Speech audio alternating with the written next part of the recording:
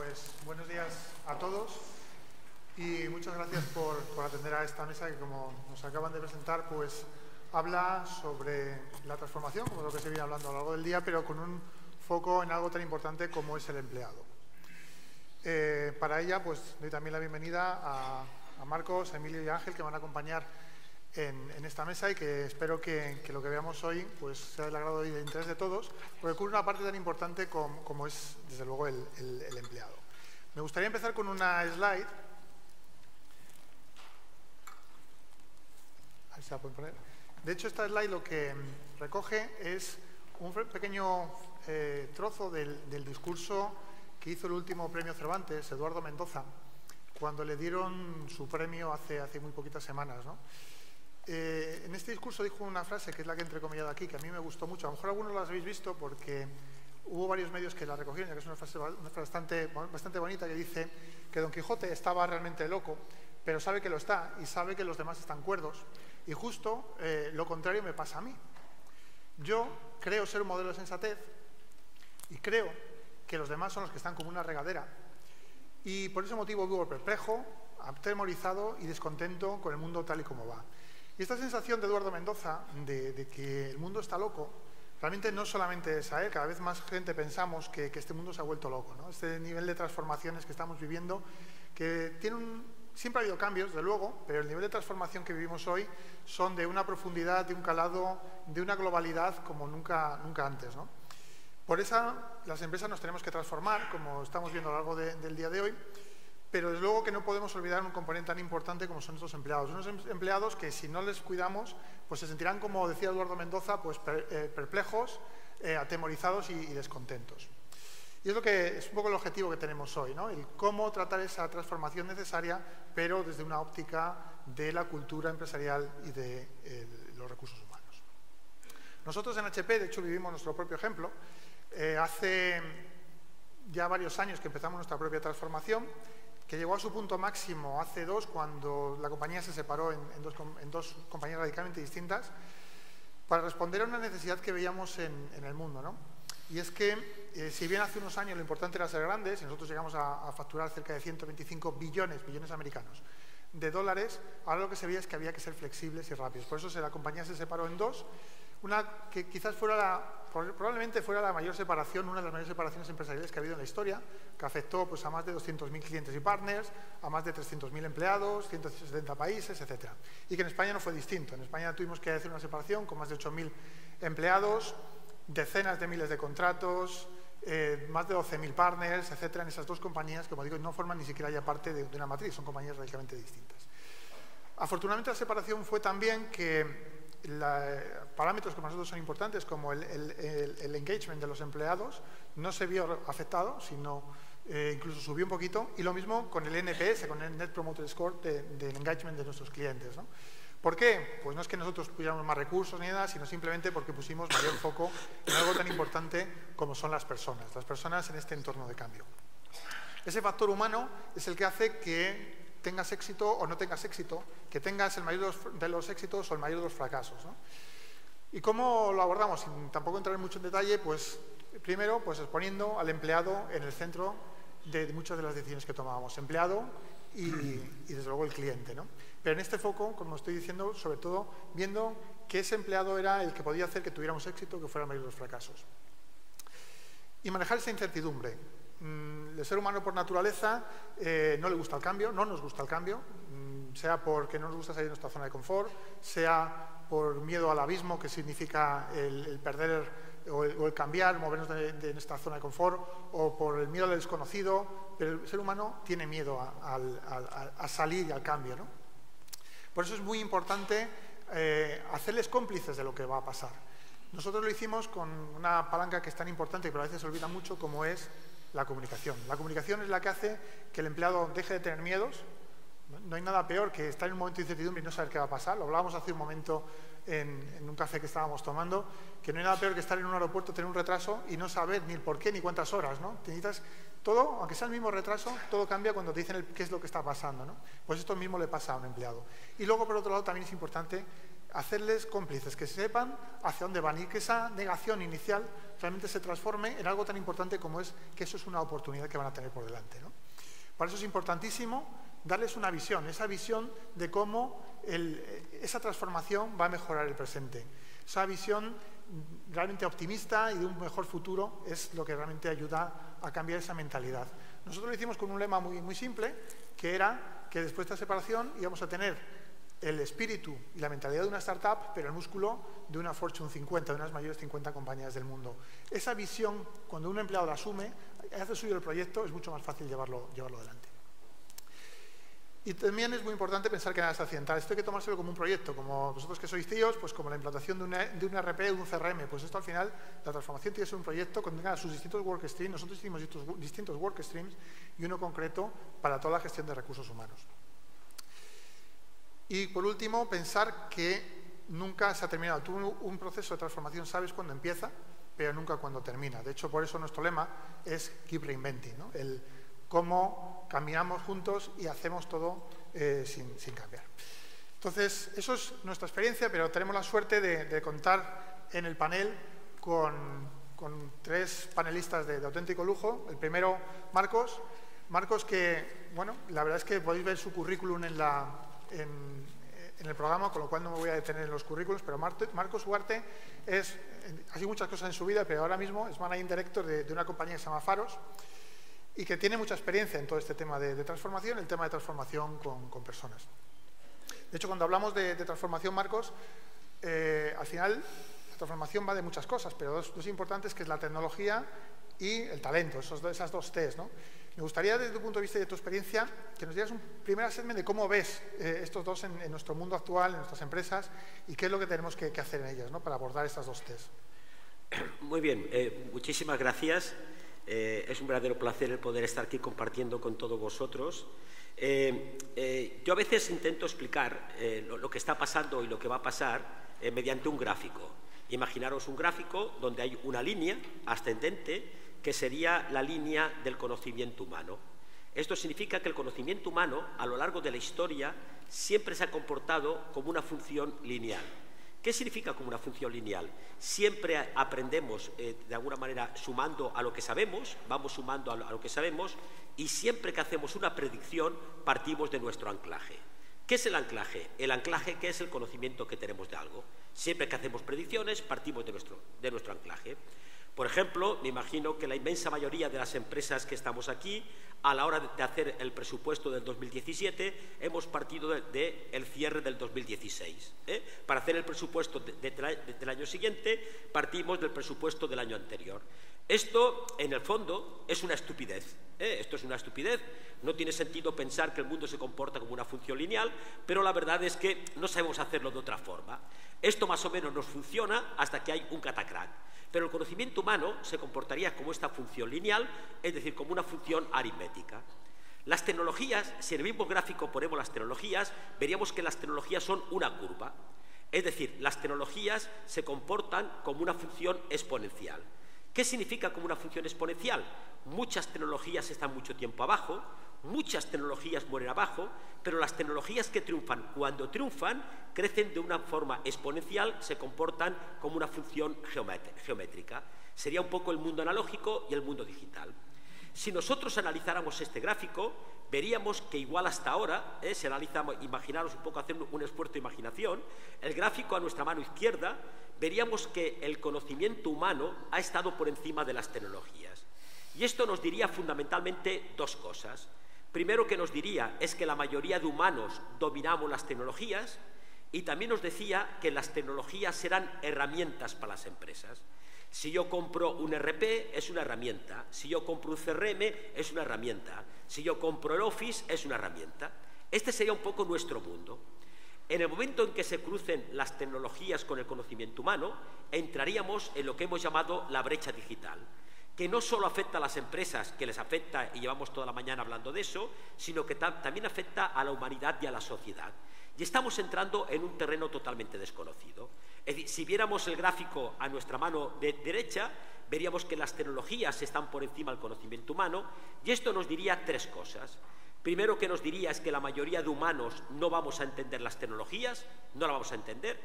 Nos diría que las tecnologías ya no son exclusivamente herramientas, sino que las tecnologías ahora también son los nuevos modelos de negocio, si no solo son herramientas, sino son nuevos modelos de negocio. Y también nos diría que el mundo estará dominado por las empresas tecnológicas. Si yo os preguntara, oye, y la percepción que tenemos es que estamos muy lejos, estamos muy cerca, pues posiblemente algunos creeríamos que estamos bastante cerca, bastante cerca. Si yo preguntara aquí cuáles son las 3 empresas más poderosas del mundo, pues posiblemente aparecían Google, Apple, Amazon, Facebook, etc. Nadie mencionaría hoy un banco, nadie mencionaría una petrolera, etc. Son empresas muy grandes, pero no son empresas poderosas. Por eso hoy hablamos, y seguro que también lo habéis oído, de lo que sería el poder de GAFAM, que serían las iniciales de Google, Apple, Facebook, Amazon y Microsoft. Las 5 empresas más valiosas del mundo. Las 5 empresas más valiosas del mundo. Por ejemplo, Apple acaba de superar los 800.000 millones de dólares de capitalización, Google está camino de los 700.000, Microsoft está en 500.000 y Amazon y tanto Amazon como Facebook superan ampliamente los 400.000 millones de capitalización bursátil. Yo trabajo mucho con el sector de automoción y el otro día se me ocurrió coger cuánto valían todos los grupos automovilísticos del mundo y tanto Apple como Google por separado, lo que voy a decir no es totalmente cierto, pero tanto Google como Apple por separado podrían comprar todo el sector de automoción. Es decir, el poder que tienen estas empresas de transformar las organizaciones y la sociedad es brutal. Además, otra reflexión es que la economía en los últimos 150, 200, 250 años ha estado muy influenciada, muy dominada por grandes lobbies. El lobby petrolero, el lobby financiero, el lobby farmacéutico, el lobby automovilístico, etc. Estos lobbies han conseguido influir en la economía de todos los países.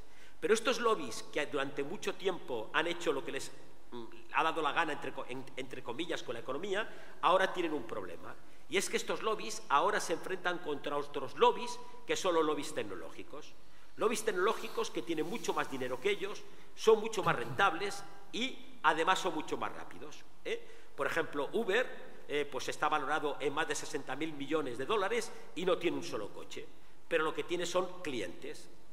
Y además, otra cosa importante es que si nosotros saliéramos a la calle y preguntáramos a las personas qué opinión tienen de una petrolera o de un banco o de una farmacéutica, una eléctrica, generalmente la opinión sería bastante negativa. En cambio, si saliéramos a la calle y preguntáramos a la gente qué opinión tiene sobre Amazon, Facebook, Google, etcétera, estarían encantados. El gran éxito de estas empresas no solo ha sido transformar como están transformando las industrias, sino que el gran éxito de estas empresas es que han conseguido formar parte de nuestra vida. Y como forman parte de nuestra vida, es muy difícil competir con ellas. Cuando son atacadas, nosotros, los usuarios, sus clientes, nos ponemos bastante en contra. Luego, realmente estamos ante un problema muy importante, ante una situación muy importante y bastante desconocida de un cambio de paradigma en la economía. Muy bien. De hecho, cuando hablas de ese factor exponencial de la tecnología y ese factor lineal humano, a veces ni siquiera esa linealidad se ve interrumpida con obstáculos como, por ejemplo, la cultura y la resistencia que tenemos al cambio, ¿no? Hicimos una encuesta con APD donde veíamos, leo textualmente, que el 65% de las empresas que están abordando un proyecto de transformación, la mayor dificultad que veían era la cultura organizativa reticente a cambios, ¿no? Eso puede incluso hacer que esa linealidad sea más lenta incluso, ¿no? ¿Qué consejos darías tú, qué crees que deberíamos hacer las empresas para vencer esas resistencias a los cambios? A ver, en línea de lo que dices, la cultura, y también lo comentábamos antes en el café, generalmente los proyectos de transformación digital, bajo mi opinión, son mucho más proyectos de cambio de cultura que proyectos tecnológicos. La tecnología, por supuesto que es imprescindible, pero lo importante es que seamos capaces de cambiar la cultura de nuestra empresa, de entender los cambios de paradigma. Muchas veces solemos definir la cultura como el ADN de una empresa. Yo digo que la cultura de una empresa es el sistema inmunitario. ¿Qué quiere decir el sistema inmunitario? Es aquel sistema inmunitario que rodea a nuestro modelo de negocio tradicional. Y como buen sistema inmunitario, cualquier idea que viene de fuera y no aporta valor a los modelos de negocio de hoy, todas aquellas ideas que no aportan valor a lo que nos están dando de comer hoy, nuestro sistema inmunitario, nuestra cultura lo rechaza. Lo rechaza. Entonces, por eso, de alguna manera, yo lo que a veces cuando trabajo con empresas, lo que propongo, que también es tremendamente complicado, es cómo podemos gestionar la dualidad. ¿Qué significa? Para mí, el gran riesgo de una transformación y de una transformación digital, el gran riesgo de una transformación, pero fundamentalmente una transformación digital, es que según vamos caminando en esa transformación, según vamos avanzando, acabemos destruyendo nuestras capacidades actuales y nos pillen en mitad del camino con los pantalones bajados. Muchas veces cuando trabajas con una empresa te dice, es que yo quiero ser el Amazon de mi sector. Primera pregunta es si lo podemos llegar a ser, y segunda reflexión que deberíamos hacer es que esto te puede funcionar hasta que Amazon llegue a tu sector. Es decir, ser el Amazon de tu sector te funcionará hasta que Amazon llegue a tu sector. Entonces, realmente una reflexión que tenemos que hacer las empresas es entender que todos nuestros conocimientos, todas nuestras experiencias, todos nuestros procesos que nos han servido y que nos sirven para los procesos de innovación incremental, para los procesos de mejora continua, no nos tienen por qué servir para la innovación disruptiva. Es decir, todo aquello que sabemos hacer, que nos permite ganarnos la vida hoy y la innovación incremental, no nos tiene por qué garantizar la innovación disruptiva. Y para mí, aunque nos parezca un contrasentido, cuanto más especialista eres de un tema, menos innovador vas a ser. Los especialistas son perfectos para los procesos de innovación incremental, pero muy pocas veces los especialistas son capaces de matar al producto en que están mejorando. Por eso en las empresas vamos a necesitar dos tipos de perfiles. Aquellos perfiles especialistas que sean capaces de la innovación incremental, de los procesos de mejora continua, y a la vez vamos a necesitar otros perfiles para la innovación disruptiva. Entonces, cuando yo hablo de la dualidad, un poco mi mensaje sería el siguiente. Mi mensaje a las empresas sería, oye, tú tienes un modelo de negocio tradicional, un modelo de negocio de hoy. Tenemos una tipología de clientes de hoy. Esto es lo que nos está dando de comer hoy y nos lo va a dar durante mucho tiempo. Esto lo tenemos que seguir manteniendo. Nuestro modelo de negocio de hoy lo tenemos que seguir manteniendo. Vamos a tener que innovar, vamos a tener que añadir digitalización, vamos a tener que poner al cliente en el centro de lo que hacemos, pero vamos a tener que seguir manteniendo. En paralelo, pero fuera, y por eso hablo de la dualidad, vamos a crear los nuevos modelos de negocio digitales. Pero en paralelo, pero fuera. Y también esto, y soy muy consciente, siempre, absolutamente siempre, es conflicto. Siempre es conflicto entre el modelo de negocio tradicional, lo que nos está dando de comer hoy y lo que nos puede dar de comer en un futuro. Porque además, en muchas ocasiones, los modelos de negocio futuro pueden acabar fagocitando a los modelos de negocio tradicionales.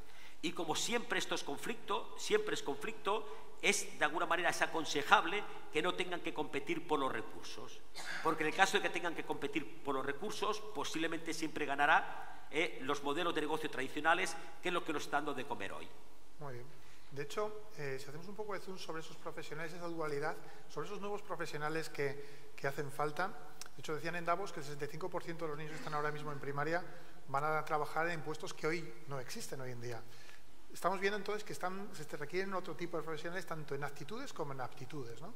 ¿Cuál sería un resumen de 2 minutos de cómo ves tú estos profesionales, ¿no? Bueno, yo creo que también antes se ha dicho, pero esta situación que ahora estamos viviendo y a la que nos enfrentamos es una situación que nos hemos enfrentado en otras épocas de la vida.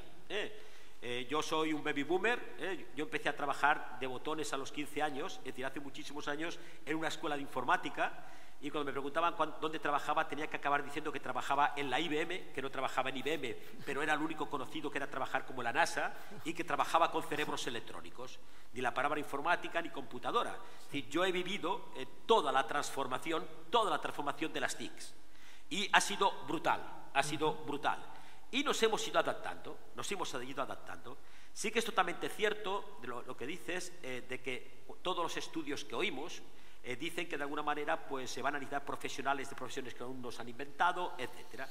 Yo creo que en este momento lo que es fundamental, como siempre lo ha sido, es la actitud. La actitud. Y entender, para las empresas, entender de que el talento de una empresa es su nivel de mediocridad. Es decir, ¿qué quiero decir con esto? la palabra mediocridad para nosotros tiene unas connotaciones muy negativas, la palabra mediocridad.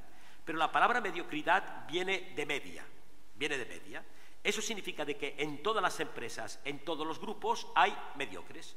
Por ejemplo, ¿en esta sala hay mediocres? Pues claro. ¿En Google hay mediocres? Pues claro. Pero son los mediocres de Google. Son los mediocres de Google, pero hay mediocres. Una empresa va a la velocidad que va su nivel de mediocridad, porque es la gran masa. Y el nivel de mediocridad es la zona donde pasamos desapercibidos. A veces, si brillas mucho por encima, el riesgo es que te corten la cabeza, y si sobresales mucho por abajo, el riesgo es que te despidan. Nuestra zona de confort es esa zona de mediocridad que nos volvemos invisibles. Entonces, realmente, el reto de las empresas es cómo podemos incrementar ese nivel de mediocridad. Entonces, por supuesto que tenemos que seguir trabajando con la excelencia, por supuesto, pero de nada me va a servir tener un colectivo de personas totalmente involucrados, comprometidos, etcétera, si no hacemos subir ese nivel de mediocridad. Para mí es uno de los retos que se enfrentan las empresas. Así subimos ese nivel. Muchísimas gracias. Podemos estarte escuchando de verdad muchísimo tiempo, pero como tenemos el tiempo justo, vamos a dar paso ya a los dos componentes de la mesa que tenemos aquí a nuestra izquierda, a mi izquierda. Por un lado, Emilio Ruiz Rosso, que es director de Recursos Humanos de Leroy Merlin, y también Ángel Ortiz, que es el consejero delegado de Sandetel. De hecho, conjugan muy bien una empresa tecnológica con una empresa más del área de consumo menos tecnológica, una empresa del sector privado con el sector público, con lo cual yo creo que nos pueden dar una visión bastante complementaria de esta faceta que queremos ver en esta mesa, ¿no?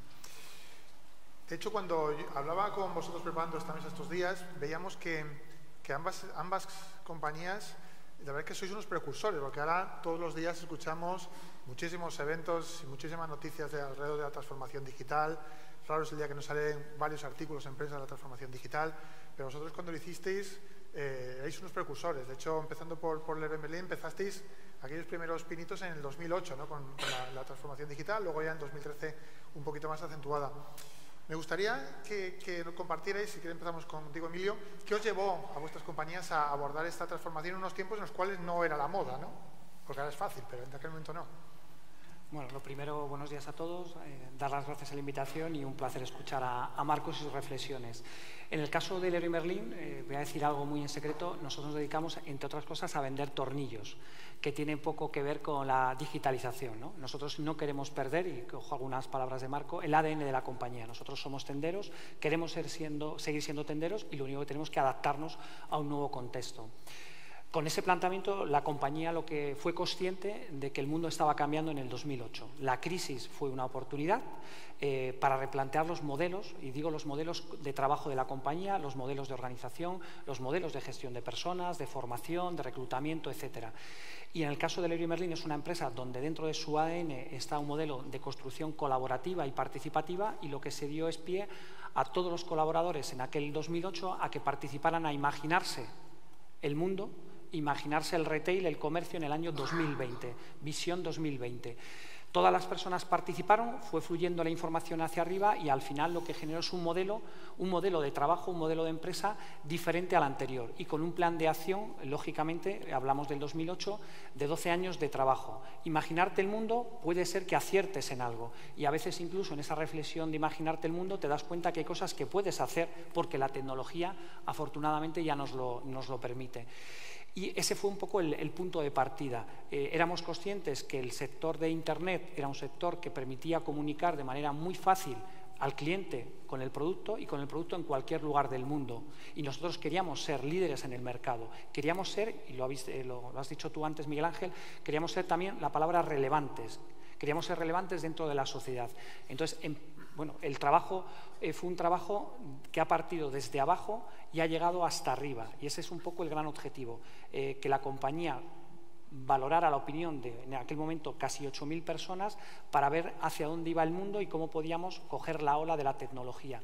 Pero siempre desde el ámbito de las personas. Para nosotros, igualmente, una de las cosas que no tenemos ninguna duda es que la clave del éxito de la transformación digital, que no es un proceso de hoy, es un proceso permanente, van a ser las personas, las actitudes con las que las personas queramos afrontar los cambios actuales y los que van a ser necesarios adoptar en los próximos años. Estupendo.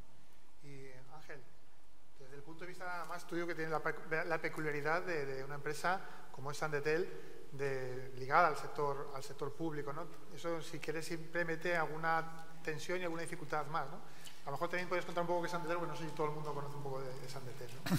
Muy bien, pues gracias. Bueno, ante todo agradecer a APD la oportunidad que nos da de participar en un lugar como este, fantástico, y con una audiencia como todos vosotros que llenáis este lugar, y el interés que mostráis por venir a escuchar lo que un grupo de apasionados tenemos que decir de lo que hacemos, ¿no? Me vaya a permitir que no os mire mucho porque no os imagináis lo que deslumbran los 4 focos que nos alumbran ahora mismo y que parece esto más bien una especie de interrogatorio. Así que voy a mirar más a mis compañeros de mesa. Como bien dice Miguel Ángel, yo creo que Emilio no tiene que presentar a Leroy Merlin. Yo quizás sí con Sandetel. Sandetel es una empresa pública, 100% propiedad de la Junta de Andalucía, del Gobierno de Andalucía. Para que os hagáis una idea, somos el homólogo a lo que puede ser EGIE aquí en el País Vasco, ICM en Madrid o CTT en Cataluña, ¿no? Y en ese sentido nuestro objeto es llevar a cabo pues, la aportación de soluciones tecnológicas a todos los organismos y todas las consejerías de la Junta de Andalucía para facilitar la modernización de los servicios que estos prestan a la ciudadanía en Andalucía. En ese sentido, pues somos responsables de hacer posible las telecomunicaciones entre todos los empleados públicos de Andalucía, más de 250.000 personas, más de 11.000 sedes, entre las que hay colegios, hay juzgados, hay centros de salud, hospitales. Y aparte de ese, que es como si dijéramos el servicio corporativo que se presta, ya damos también pues, todo el rango de servicios de desarrollo, de producción, de consultoría TIC, a cualquier organismo de la Junta de Andalucía que se quiera acercar a Sandetel, pues como digo, para apoyarse en nosotros en la búsqueda de esas soluciones tecnológicas desde un punto objetivo, puesto que nosotros, al ser también parte de la Administración, no buscamos ningún otro objetivo, sino que lo que se ponga sobre la mesa sea lo más objetivo posible, ¿no? Y bueno, nosotros en ese sentido entendíamos la transformación, como bien decía Marcos en su ponencia, porque en nuestro ADN sí está realmente la tecnología. Nosotros somos proveedores de servicios tecnológicos, tenemos que poner soluciones sobre la mesa, y en el momento en el que yo cojo la compañía, en 2014, enero de 2014, la situación en la que yo me encuentro en la compañía era un estado, si me permitís, comatoso. Era una situación de depresión absoluta entre lo que era la fuerza laboral que componía la compañía, motivado principalmente por una cosa.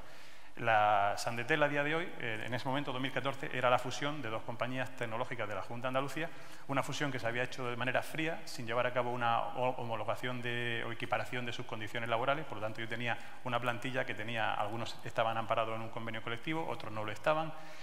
También todos estaban afectados por lo que venía siendo los recortes presupuestarios y las medidas del control del gasto en la administración pública, lo que significaba reducción de salarios incluso en niveles del 25%, eliminación de todo lo que eran medidas de formación para los empleados, beneficios sociales. O sea, en definitiva, todo lo que puedan ser elementos motivantes para los empleados habían desaparecido en la Junta de Andalucía durante los últimos 4 o 5 años.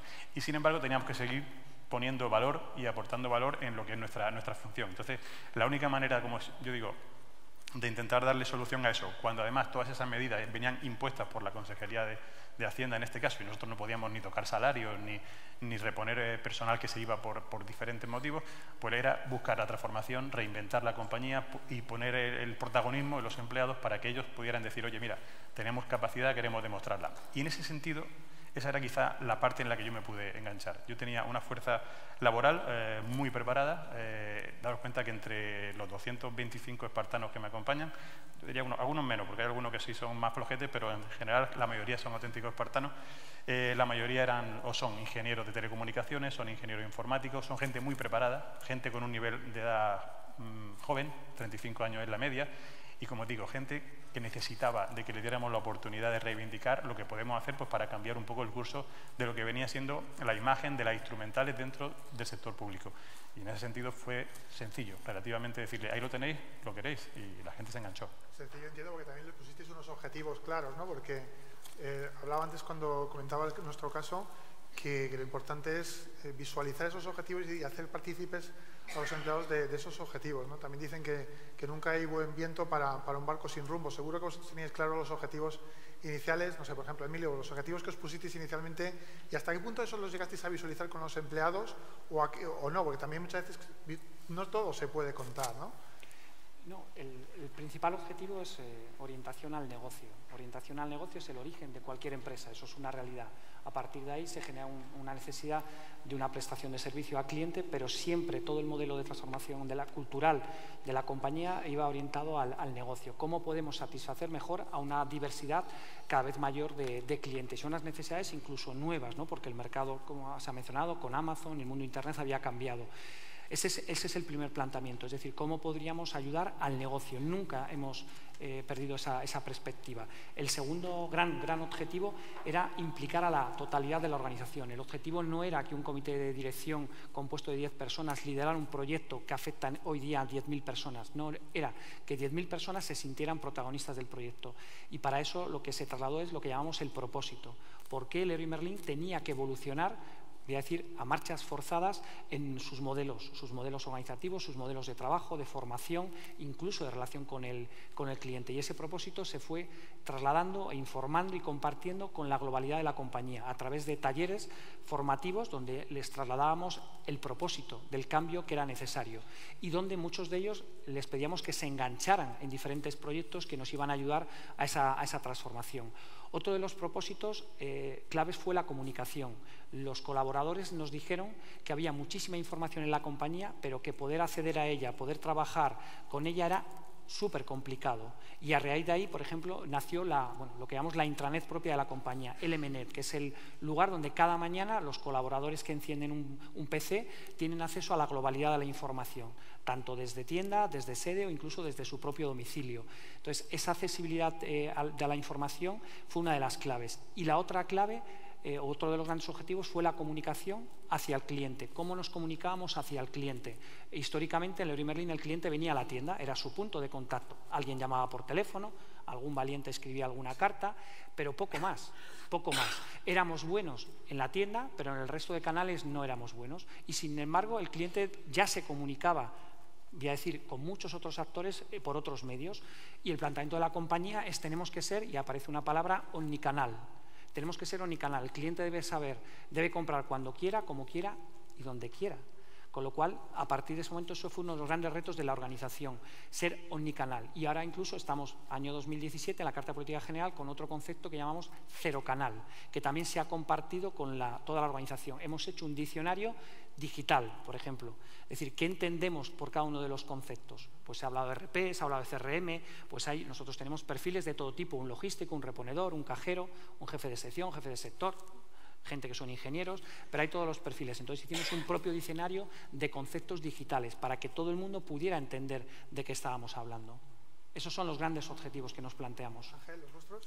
Bueno, nosotros primero, varios retos. El primero, demostrar que puede existir una administración pública eficiente, eficaz, generadora de valor añadido en el entorno que gestiona, y sobre todo que puede gestionar de manera transparente, ¿no? Una gestión limpia y escrupulosa. Y no creo que tenga que dar más detalles de por qué era necesario trasladar o demostrar esa imagen. Luego, obviamente, poner en valor, como os digo, el activo fundamental que en una administración pública son los empleados, puesto que yo creo que todos estáis habituados y sabéis lo que significa enganchar a lo que son la fuerza laboral en una compañía.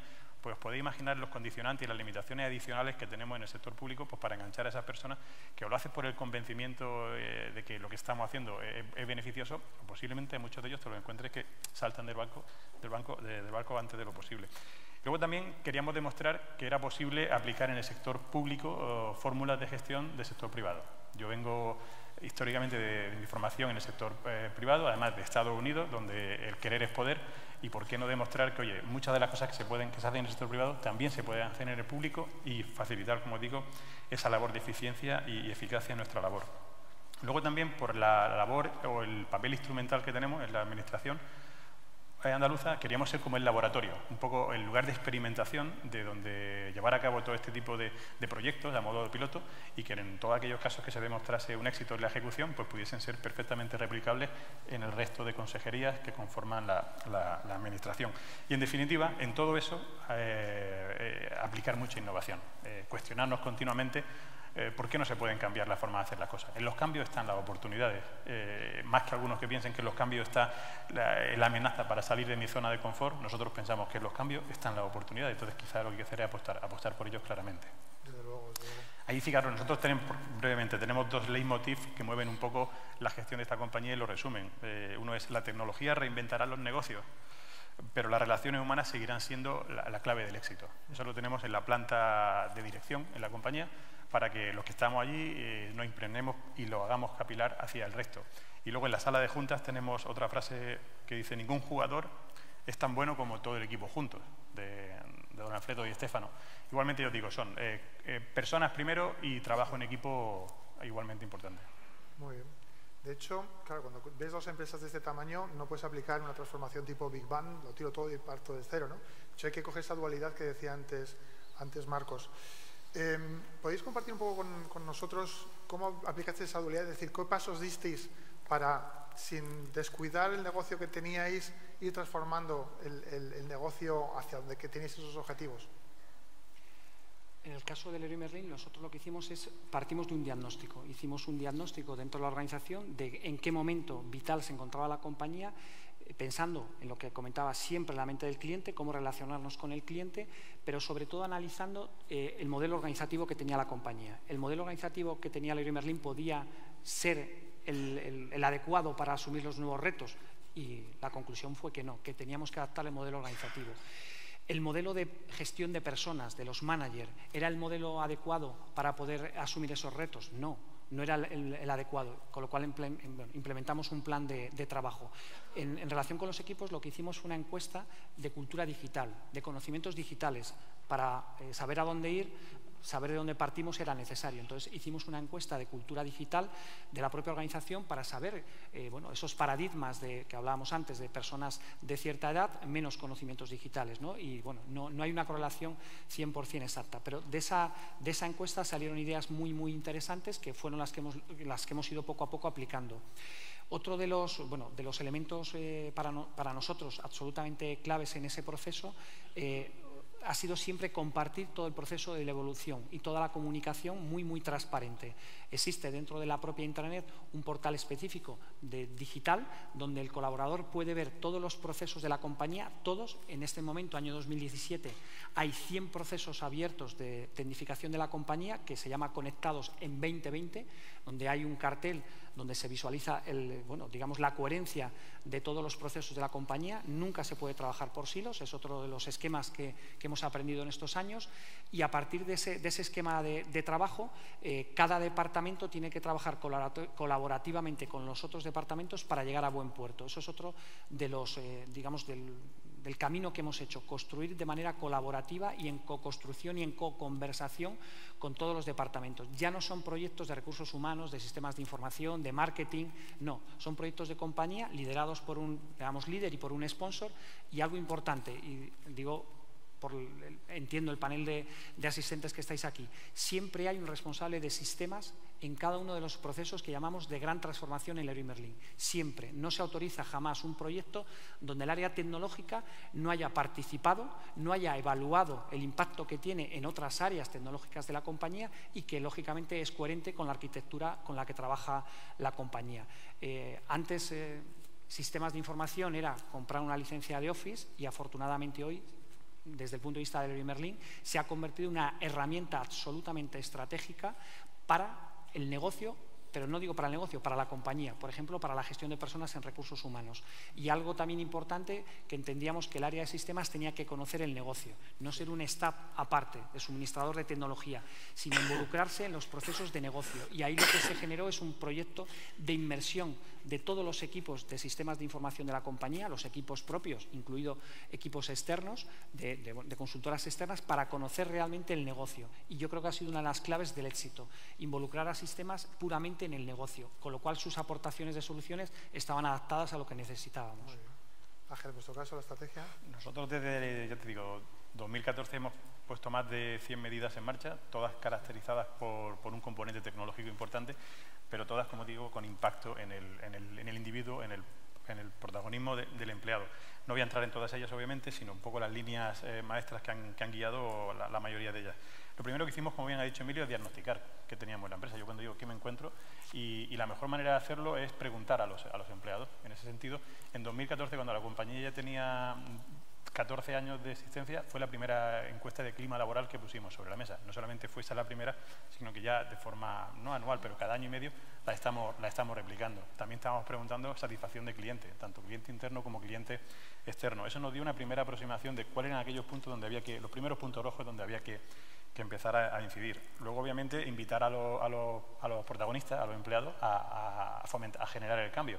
Ya no es que me digas solamente lo bien o lo mal que lo hacemos, sino involúcrate en solucionarlo. Participa con nosotros.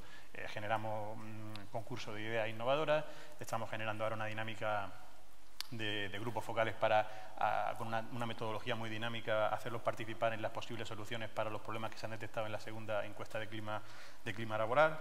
Estamos también permitiendo que se generen momentos donde cada uno puede contar su proyecto, explicarle al resto de la compañía qué es lo que hace, puesto que, como os digo, hay gente que a veces comparte un espacio y no tiene ni idea de quiénes son las personas que están cinco mesas más allá, ¿no? Entonces, generar un poco esa compartición, esa co-creación. Por supuesto, democratizar la gestión. Y en ese sentido, lo primero era comunicar, aumentar los canales de comunicación, aumentar la periodicidad de la comunicación.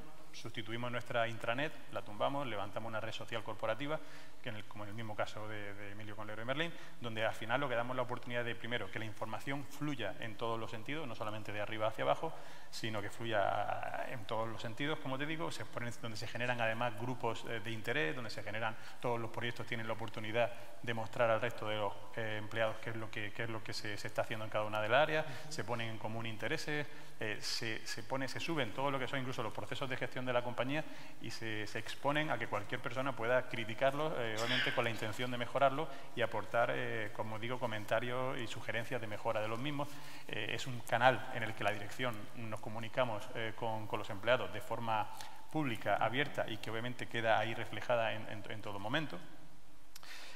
También acabamos con lo que era cambiamos de espacio, cambiamos la empresa, la mudamos a un espacio mucho más abierto, más diáfano, mucho más proactivo para lo que es la generación de esta colaboración. Eliminamos todo lo que fue la cultura de despachos en la compañía. Queda el mío y el de algunos y el de los directores, pero básicamente pasábamos de una empresa con más de 50-60 despachos a solamente 6 despachos en este momento, y porque era básicamente quizá imposible acabar incluso con todos. Y bueno, en ese sentido también hicimos impacto en lo que era la mejora del día a día de los empleados. Hemos implantado el sistema de teletrabajo, siendo la primera el organismo en la Junta de Andalucía que tiene teletrabajo implantado en la compañía, flexibilidad horaria, conciliación laboral de los empleados, la movilidad entre proyectos. Había uno de los elementos que es que la gente pensaba que no podía promocionar o no podía desarrollarse más dentro de la compañía porque estaba muy estancada en proyectos determinados. Dimos la posibilidad de que se pudieran generar oportunidades de movilidad entre los proyectos y en el último año más de 50 personas han cambiado de funciones, ya sea en proyectos, en unidades, áreas o incluso de departamentos, ¿no? Permitiendo que, si bien no tenemos la oportunidad de formarnos, porque como os digo, las medidas de recorte de la administración nos lo han limitado, pues por lo menos sí que con esa experimentación en otros proyectos pues tú puedas también labrarte tu propia formación, ¿no? Igualmente, por supuesto, poniendo sobre la mesa herramientas de soporte al negocio, ¿no? Todo lo que es un CRM, procedimiento único de gestión de proyectos, puesto que somos una empresa que gestionamos proyectos, y así pues podía seguir hablando unos cuantos tantos. Ya nos están poniendo las conclusiones, eso quiere decir que nos hemos ido ya a casi los 45 minutos, se han pasado volando, al menos a mí se me han pasado volando por todo el contenido tan interesante que nos habéis comentado los tres, con lo cual, pues sobre todo, muchísimas gracias. Muchísimas gracias, Marcos, Emilio y Ángel, por vuestras lecciones. La verdad es que han sido 45 minutos donde hemos aprendido mucho. Muchísimas gracias por todas las lecciones que nos habéis dado. Que las hemos sumarizado un poco aquí, las hemos resumido en esta slide. Nos comentaba Marcos, pues cómo la transformación digital es mucho más que tecnología, es también cultura, es estrategia, es liderazgo. Veíamos también cómo por primera vez en la historia no han sido las empresas las que han liderado la implantación de las tecnologías, sino que viene de otros focos. Hablábamos de esa exponencialidad y esa linealidad. Y bueno, yo creo que es muy difícil que las personas, los procesos, las estructuras que gestionen las cosas como se están gestionando hoy. Hay que hacer grandes cambios, ¿no? Hay que ir a esa dualidad que te permita gestionar lo que tienes, pero también hacia donde quieres ir. Por otro lado, también veíamos algunas lecciones que hemos aprendido de lo que os ha contado Emilio, como el diagnóstico es esencial, es clave la transformación digital, responder a ese análisis previo que tenemos que hacer, también lo veíamos cuando hablaba Ángel. Cómo tenemos que jugar también con otra dualidad, que es entre el cliente digital y ese empleado digital. Cómo ese empleado tiene que dar respuesta a ese cliente cada vez más digital.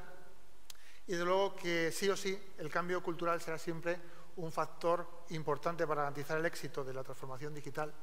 Y por lo tanto, al ser las personas las que hacen la cultura de las empresas, sí o sí son las personas la clave de cualquier transformación, ¿no? Por lo tanto, el director de recursos humanos, tal igual que vosotros, que los CEOs, son partes fundamentales dentro de cualquier transformación que se quiera abordar.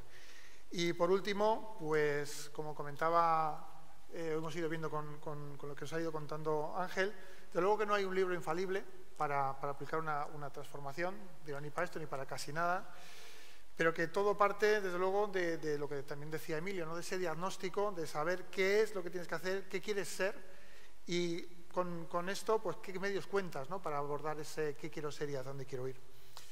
Como la transformación digital es un proceso continuo, de hecho ya también comentaba nuestro lema en HP del Keep Reinventing, porque es algo que sabes cuando empiezas, pero nunca cuando lo terminas.